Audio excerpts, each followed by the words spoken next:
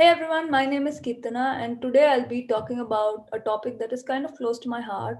Where when you have new projects, how do you align your team and how do you execute faster? It seems like a big topic, but I'll try to keep my talk as practical as possible.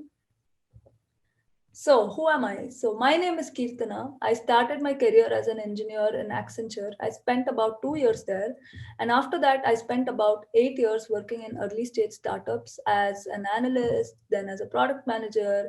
And my last startup had a successful exit. I'm really happy about it. And I currently manage a portfolio of casual games at Zynga. Before I talk to you about my learnings, I want to start with an incident that happened early on in my career, which kind of shaped the way I work with my team.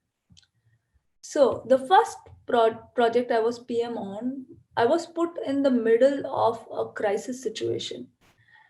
The customer were expecting a delivery 2 months prior to the time I joined, and things had not panned out the way they had planned it, and they were furious, and they were taking all their frustration on me.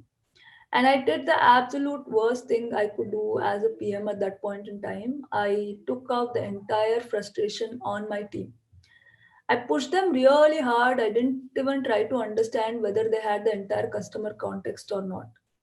The good news was that the project was a success, but the bad news was that within a month's time, one of the team members resigned saying that the pressure was intolerable. So that was the first time in my career that I realized how much weightage that my words carried and what an impact it had on my team. And on that day, I decided that I would never let such a thing happen again in my career.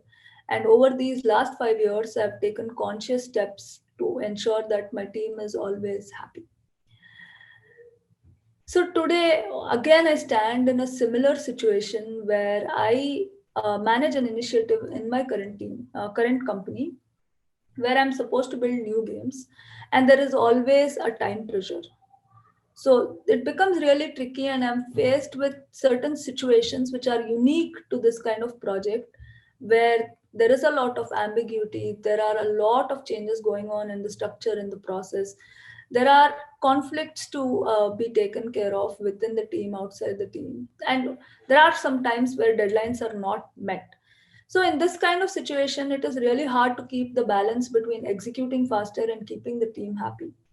So what I've done is I've tried to implement a lot of my learnings that I've had in my career to manage these kind of situations, and that is what I will be talking to you about today. So the first thing is there is a lot of ambiguity in such projects. There is not a lot of process defined, there is no structure, and I also work with teams that come from a traditional project setting because it's a bigger company.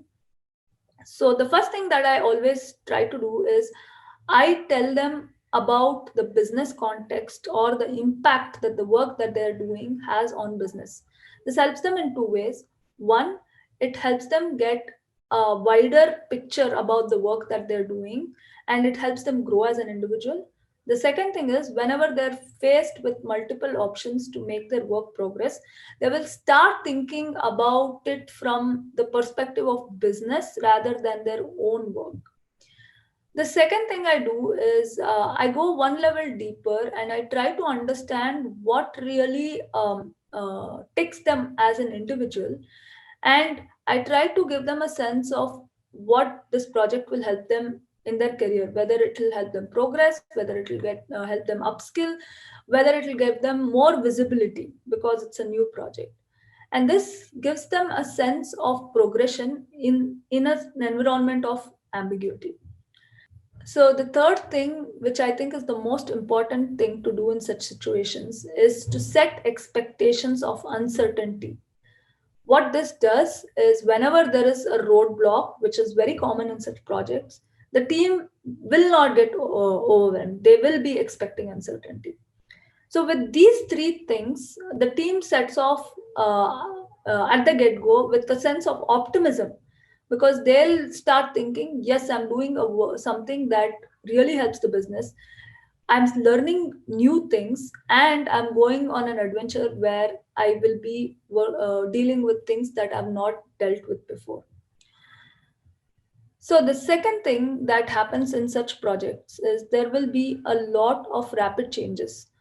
Every time there is a new game or a new phase that is starting, it will always we will always take the learnings of the previous phase and ensure that that does not happen again.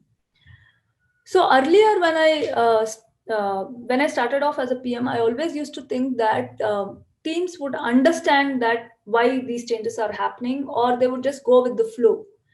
But over a period of time, I realized that they just get confused if they're not given the proper context, and they lose their direction.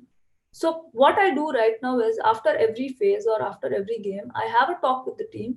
I try to understand what their challenges are, and whenever I propose the changes, I ensure that the changes that I propose are always mapped to the challenges that they face as much as possible.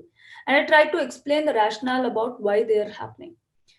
This again helps build a feedback loop where they understand the rationale, and also if they have a better solution, they can propose it. Right. So this gives them a sense of clarity as to why things are happening the way they are. Now, again, in such situations, conflicts also are natural. One of the examples that I have is, as game teams, we tend to work with a lot of artists, and artists are very creative. And the thing that they want to do is they want to build the best world that they possibly can, whereas business always has a view on what kind of art concepts are currently working in the market. So there is a tussle that keeps going on always. So this is where I implement a learning that I've had early on in my career, where one of my managers, whenever I had an opposing point of view, would always ask me why. He would never stop there, and he would drill down till he understood my thought process. And if my thought process was right, he would adapt his approach. If it was not, he would explain to me why things are not the way I want them to be. Now, what this did to me was, over a period of time, I started thinking those things myself, and I started automatically aligning with the project.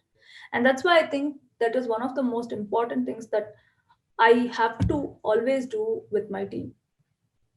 The other thing that I make sure to do in these kind of situations is remind myself and my team of what is the common goal. For example, in my situation, the common goal is to release fast. So whenever there are opposing viewpoints, I ensure that whatever viewpoint aligns with the common goal, that is the one that we as a team have to be picking. The last thing is, in such situation, it is natural that deadlines are not met. Again, earlier I used to think, whenever deadlines are not met, I used to go in a frenzy or an analysis paralysis state, where I would always think, why did this happen? Who is responsible for it? What could I have done better? And things like that. But over a period of time, I've realized that in new projects, deadlines will not be met 100%, because deadlines are a direct function of estimates, and estimates cannot be given accurately when there is a lack of information. So, when deadlines are not met, the first thing that I do is I always ensure to say we instead of you or I.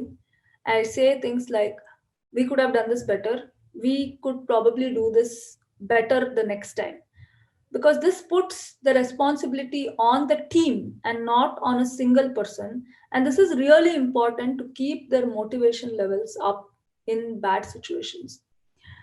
The second thing that I do is I work with my team to solve the P0 bottlenecks, things that are affecting time, and not pick anything and everything. And whatever I pick, I ensure that the process itself doesn't become a bottleneck. We can probably live with it rather than solving it. So the other thing that I do is I always keep track of the actual deadline and the target deadline, and if the gap is closing across phases, right? And as long as that is happening, there is a sense of progress, and there will be a time when we will definitely meet the deadlines. So in a nutshell, these are my learnings that I implement across different scenarios where there is ambiguity, where there are a lot of changes, where there is conflict in the team, and when the deadlines are not met, right? And as PMs, we are in a unique situation where we have to influence our team without authority. And I hope that some of the things that I said resonated with some of you who are listening. I want to end this talk with an image that I always keep in my mind, where imagine that the big arrow is the project and the smaller arrows are the team members. I always believe that a project can only go forward when everybody in the team is also moving in the same direction. Otherwise, even if they're putting 100% of their effort, but in their own speed direction, the project will go nowhere. So that is why I believe that the number one thing for a project success is team alignment. And that's why this topic is really close to my heart. Thank you for listening to me and feel free to reach out either via email or LinkedIn, and I'll be happy to answer your questions.